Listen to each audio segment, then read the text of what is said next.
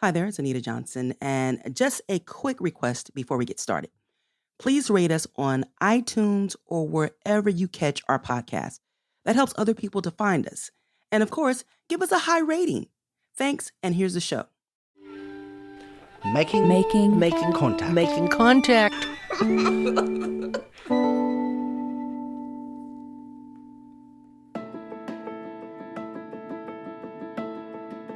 You're listening to Making Contact. I'm Lucy Kang. The first few years of a child's life are some of the most formative. This is a time when the brain goes through a lot of growth and development, and experiences can have huge impacts way further down the line, not just for the child. Early childhood education programs can also help reduce racial disparities in education. And it's a field with its own fascinating history that's also wrapped up with anti-poverty and civil rights work.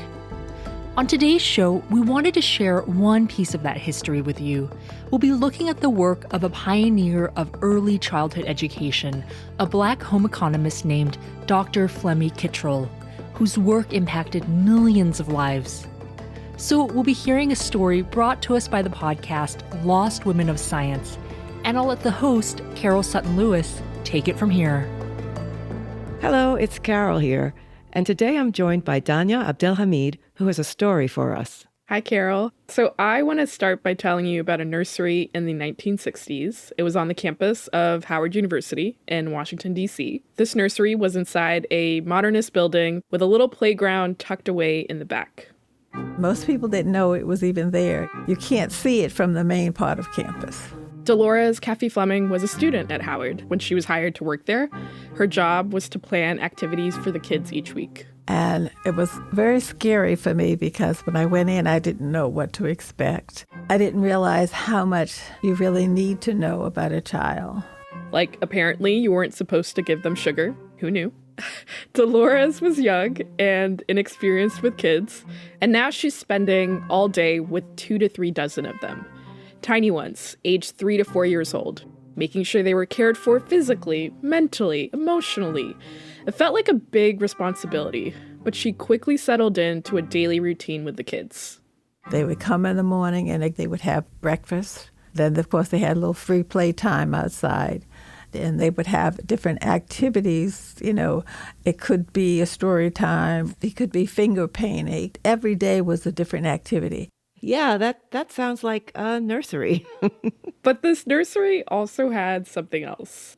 They had an observation booth with glass that you could see out, and the children couldn't see you.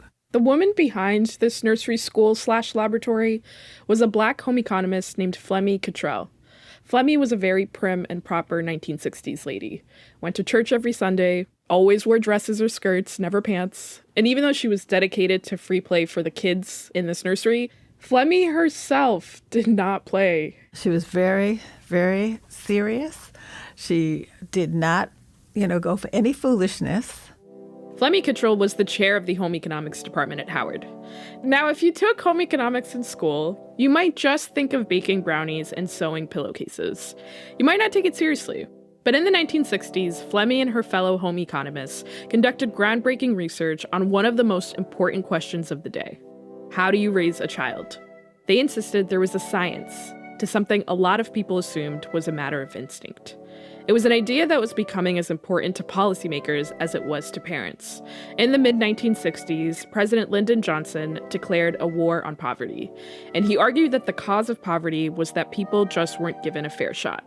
They didn't get the medical care they needed, the education to help them succeed, and that these problems started in childhood. So that seemed like a good time to intervene. But it was an open question. If you gave a poor kid a boost early in life, would it matter later on? Home economists like Flemmie Kittrell were determined to find out. So today you'll hear Flemmie's story, a woman just 2 generations removed from slavery, born to a family of sharecroppers in the South, who decided to conduct a radical experiment. Take a group of Black kids living in poverty and put them in a really fantastic nursery. For 2 years, give them good food, fun activities, and a lot of love. And see what happens. Would they do better once they went off to school? How much of a difference would it make? How much does what happens early in a kid's life shape the rest of it? So Flemmie Pansy Kittrell, that was her full name. She was born in 1904 in Henderson, North Carolina, which is a small rural town near the Virginia border.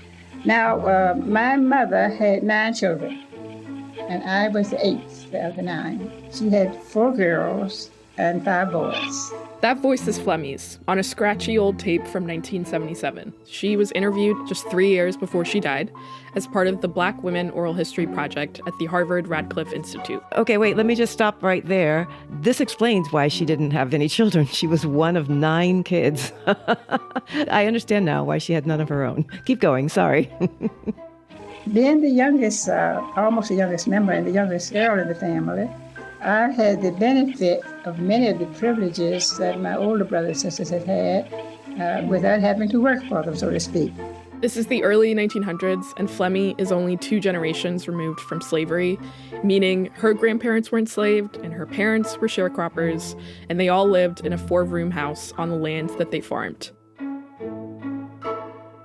This was not a family with a lot of resources. Allison Horrocks is a public historian, and her Ph.D. thesis was all about Flemmie Kittrell and the history of home economics. She always talked about her family really valuing education. You can say that, but to actually see her and her siblings getting this pretty big opportunity for the time period, I think really bears that out. Flemmie and her 2 older siblings went to college at Hampton Institute, now known as Hampton University, a historically Black university in southeastern Virginia. And Flemmie got a scholarship and fellowships to cover some of the cost, but not all of it, so she had to work. When she was in high school getting ready to go to college, Flemmie had no interest in studying home economics. It was the last thing she wanted to major in. I had thought I wanted to be in political science or some field like that. And then one of my teachers, Mrs. Rawlinson, called me in one day just as I was about to graduate from high school and wanted to know what had I decided to do for the future.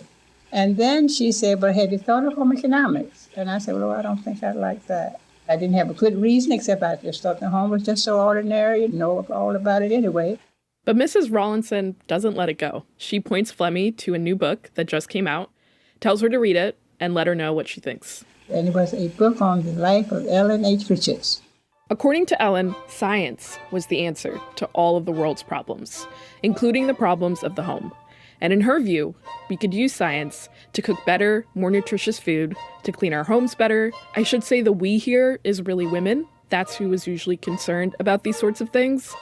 And soon, Ellen's work would spawn a brand new field. It was called home economics. Home ec. I loved home ec. Most commonly probably known as home ec. I don't think anybody really says the full name. The economics part refers to using time and energy economically, but basically, it was the science of everything domestic. And as great as that all sounds, it's important to note that the conference that launched this new shiny field took place annually at Lake Placid, in a resort that banned Black and Jewish people.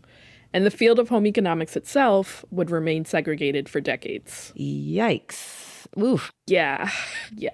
So the history of Ellen and home economics was laid out in the book Flemmie's teacher recommended, though the book mostly skips over the field's racism.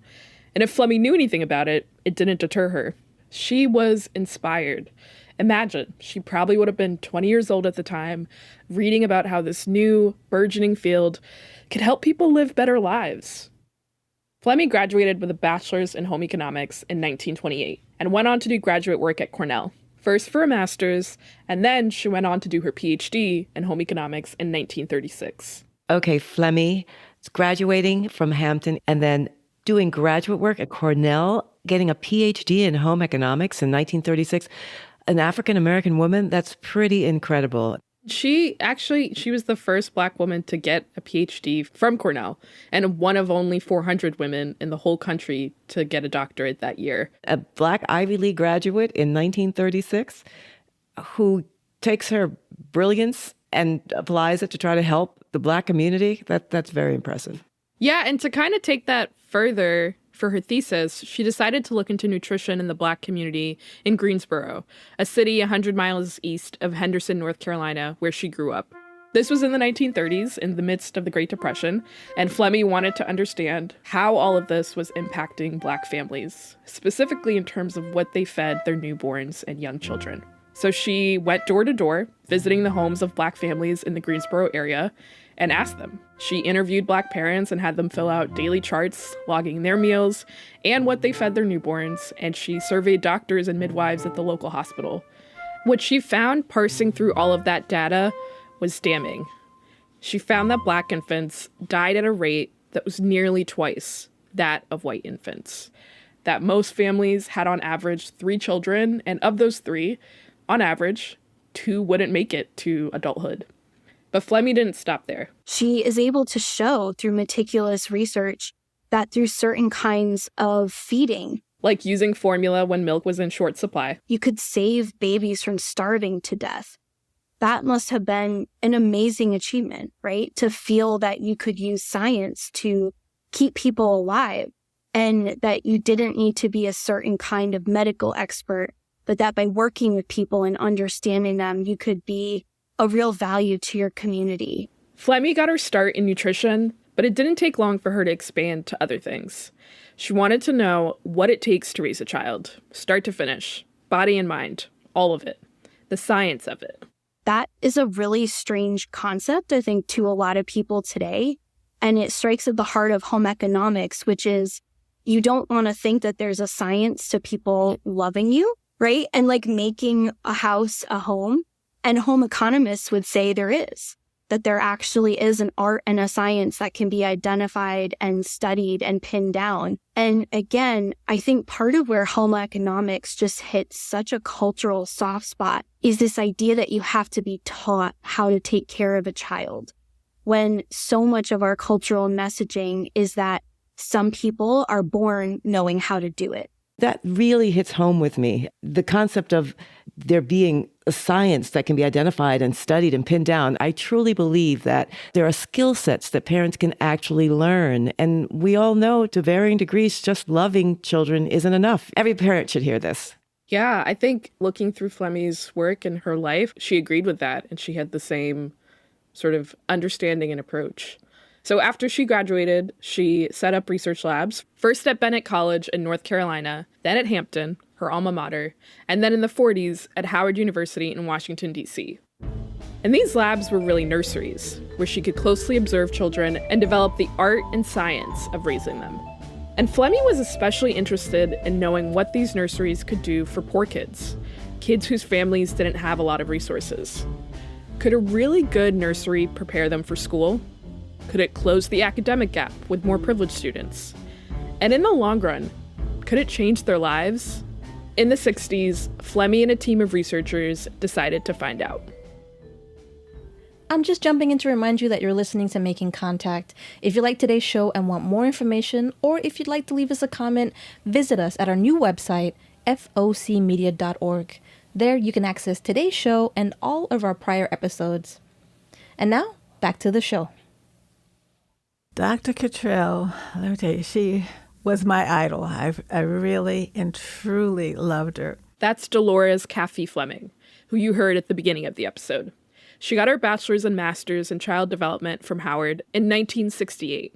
And when Dolores thinks about Flemmie Kittrell, there's one particular memory that comes to mind. For 4th of July, I was supposed to go to Rock Creek Park with my boyfriend. We were having a cookout for the day and everything. But I had to meet with Dr. Kittrell in the morning. And that particular day, they were reviewing an assignment Flemmie had given Dolores. I had completed my assignment, but it wasn't to her liking. They go over the assignment, and then the phone in the home economics office rings. It's for Dolores. My boyfriend was wondering, what time are you going to be finished? Because it was past the time we were supposed to be going. Next thing I know, she took the phone from me and she said, "Young man, do you understand that she has work to do? She doesn't have time to talk to you today." And so I was so embarrassed. I was like, oh my gosh. But she meant it. Flemmie could be tough, but it sounds like Dolores was glad to take directions from her. She'd been doing it since they met. It was Flemmie who told her to study child development in the first place and hired her to work at the nursery. Every part of this nursery was meticulously planned. The children were fed nutritious, homemade meals, cooked and planned by students in the home economics department, of course. The nursery was bright. It had books, puzzles, a terrarium, swings, and a slide. And the children got checkups from doctors and nurses at Howard's Medical School. Flemmie also had rules about how the nursery staff should treat the children. Eye contact, give them hugs, and they had to smile at them too. Here's Flemmie again. That if you smile at a child or have a pleasant face at a child, he will eventually come your way. So that looks like I could be a good kidnapper, doesn't it? Now, a lot of the time, the nursery was taking in the sons and daughters of Howard doctors, professors, and other staff affiliated with the university, kids with pretty successful parents and some level of access to resources. But Flemmie wanted to know, what could a good nursery do for poor kids? How much of a difference could it really make? So in 1964, Flemmie and her team got to work to find out. They started with the kids right next to the Howard campus in poor, mostly Black neighborhoods. Home economics students went door to door looking for candidates. There was a long list of requirements. Kids had to be at least 3 years old, no older than 3 years, 6 months. They had to be in good health, have good vision, speak English, etc., etc. And they had to agree to be subjects in a research study. But the nursery was offering parents high-quality childcare at a world-class institution for free, because the federal government was footing the bill. It was a pretty good deal, even with all those requirements. They got 200 interested families. And from there, the team put 38 children in the experimental group. These were children who were admitted to the nursery, and they put 69 children in the comparison group, a similar cohort that was not admitted to the nursery. And so every weekday morning, a stream of little research subjects toddled off a school bus into the lab. And that was a part of our training, was to be able to observe and take notes. And these notes were very thorough. Here's an example. 9:40. The head teacher has entered the area and proceeds to play with Norma. Norma is playing with some dolls. The teacher encourages Norma, who was, quote, one of the most backward children in the nursery. Another child named Greta comes over. They tug at the doll. And Norma tries to hit Greta on the head with the doll. And then another child named Judith comes over.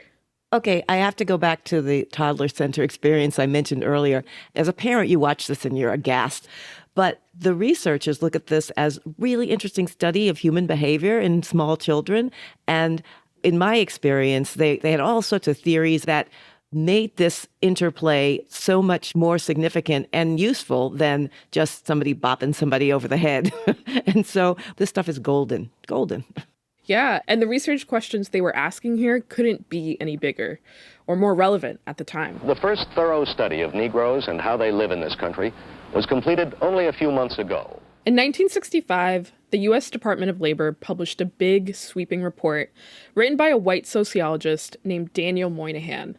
It was called The Negro Family, The Case for National Action, though it was better known as just the Moynihan Report. Daniel Moynihan, until this summer Assistant Secretary of Labor, was in charge of the study and was staggered by it.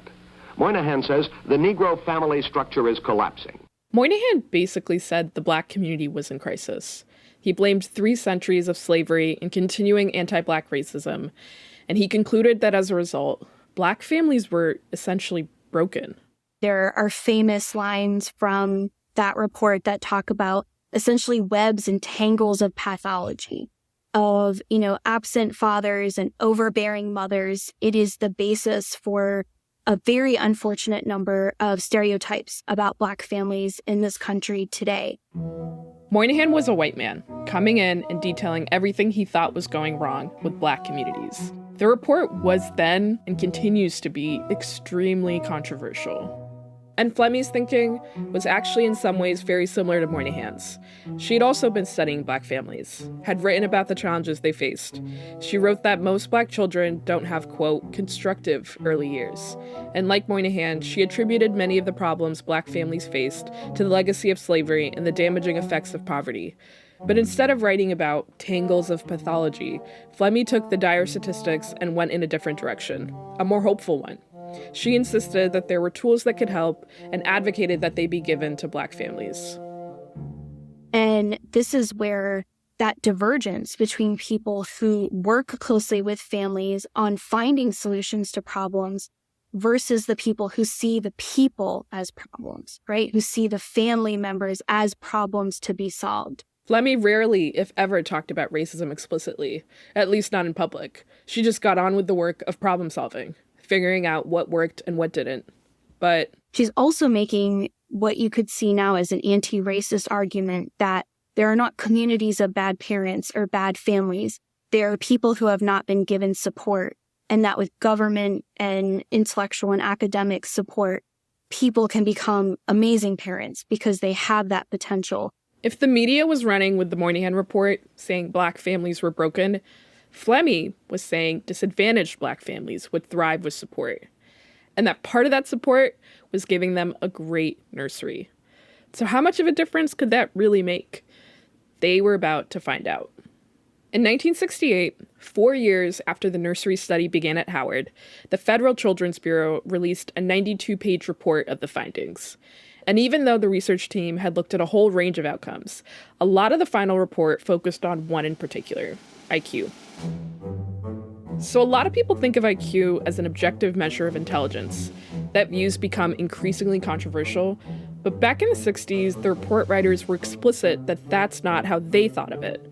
It wasn't about kids' intrinsic abilities.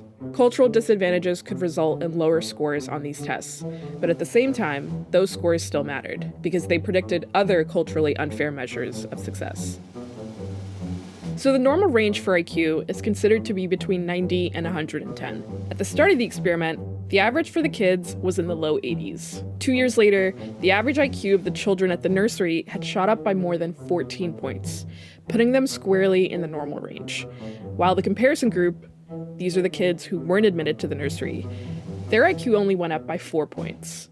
The children also made gains on 2 other tests related to language ability, grammar, and comprehension. And then there were these less quantifiable changes. When researchers asked parents to reflect on what the nursery program had done for their kids, they said things like this. Cindy was shy and selfish before coming to the nursery school.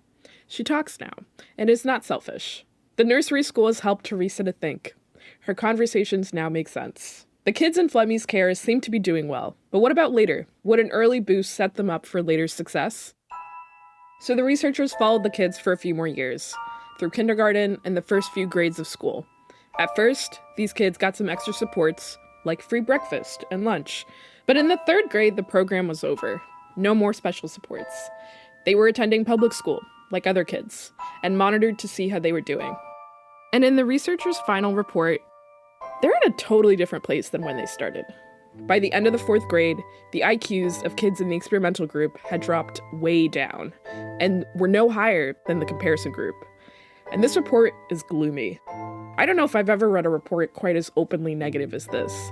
It says that this is yet another program that showed, quote, glowing early promise that soon began to fade, but that it's important to report on failures. Like this program. Yeah, they called this program a failure. And so, to the core question, can preschool ensure the later success of low-income children? The researchers regretfully concluded, no. So what was the point of all those meals and hugs and activities? As far as the researchers were concerned, just to find out what doesn't work. But the story doesn't end there. Today we're able to announce that we will have open and we believe operating this summer, coast to coast, some 2,000 child development centers serving as many as possibly 500,000 children. In 1965, President Lyndon B. Johnson made a big announcement. This means that nearly half the preschool children of poverty will get a head start on their future. Head Start was a crucial part of President Johnson's war on poverty. Now, this was 1965. Flemmie's nursery project hadn't wrapped up yet. The gloomy report wouldn't come out for another few years. And there was a lot of optimism about what an early intervention like this might do for a kid living in poverty. So the theory of change of the war on poverty was to stop poverty before it starts. Lauren Bauer is a fellow in economic studies at the Brookings Institution and has studied the Head Start program extensively. One of the ideas that was really generated during this time was the idea that poor children don't have to be poor. And because you were born poor, it doesn't mean that you have to be for the rest of your life. The early incarnation of Head Start was a much more modest intervention than Flemmie's. Instead of 2 years of preschool, Head Start was just an 8-week summer program. But over the years, it's expanded to serve kids ages 3 to 5 years old across the U.S. The federal government pays for about 1 million kids across the country to attend preschool for free each year. Some kids are in part-day programs, some in full-day. All of this costs about $10 billion a year, and it includes early Head Start, which started in 1994 to serve kids from birth to age 3. Head Start works. It might not be obvious in third grade test scores, but keep following those kids and the benefits of Head Start become clear. Because study after study has found that kids who go to Head Start are significantly more likely to graduate from high school. And we're talking up to 10 percentage points, which is a big number. And it's also true that they've been more likely to go to college and even in some studies graduate from college. And that too, same trajectory. That's life-changing for a child who grew up in poverty in the 60s and 70s. To be a child who grew up in poverty in the 60s and 70s and be more likely to have graduated from high school and go to college, those families are living different lives. And it's not just the kids who go to Head Start that get a boost. There are second-generation consequences. So the kids of mothers who went to Head Start are more likely to graduate from high school, less likely to be teen mothers, less likely to have a criminal record. Going to Head Start in the early days not only changed your lives, it changed the trajectory of your family. Lauren says Head Start works best when kids are in school districts that keep offering additional support after the preschool program ends. In that case, you don't see that fade out in the early years of school. But even just Head Start alone, it pays off. So that brings us back to the question, does Head Start work? Lauren's answer is an emphatic yes. And all of this is part of Flemmie's legacy. Flemmie's role in Head Start has been a bit tricky to piece together, but we know her work wasn't just a precursor to the program. She was part of it. By 1965, she was a recognized expert in child development and in running these kinds of programs. So when Head Start launched, she was deeply involved, creating instructional materials, training childcare workers. She actually trained about 2,000 Head Start workers. Since 1965, Head Start has served more than 38 million children. It's a massive, well-known federal program. But when people talk about the origins of Head Start, Flemmie's name doesn't usually get mentioned. She's kind of cited as a footnote in Head Start because the big federal money does not really go to people in her field. It goes more to male child psychologists, and folks like Sergeant Shriver really get a lot of the credit for Head Start. He's always called the father of Head Start. His name pops up a lot in histories of the Head Start program. Flemmie's name, on the other hand, is a bit harder to find, and sometimes her name doesn't show up at all. But Flemmie's approach does live on, taking early childhood very seriously, looking at children's well-being holistically. That'll be very familiar to any modern parent. And of course, there's Head Start. Thanks to Flemmie and others like her, tens of millions of kids have been through this program. It's not just a safe place for them to go while their parents are working, but a place where they get fed, where they might see a dentist or a doctor for the first time, where they get a boost to their self-esteem and skills that might just last through school and high school graduation, and into the ways they parent their own kids. But at its core, Head Start is just a place where kids are surrounded by friendly faces playing with them, reading them books, and just smiling at them, like Flemmie insisted they do. That was the voice of Danya AbdelHameid, who hosted this episode along with Carol Sutton Lewis in a story brought to us by the podcast Lost Women of Science. We just heard about the importance of early childhood education and programs like Head Start, but the Trump administration recently implemented mass layoffs at the Office of Head Start and the Office of Child Care. And Project 2025 wants to completely eliminate Head Start. So right now, the future of that program that Dr. Flemmie Kittrell contributed so much to looks to be uncertain. For now, I'm Lucy Kang. Thanks for listening to Making Contact.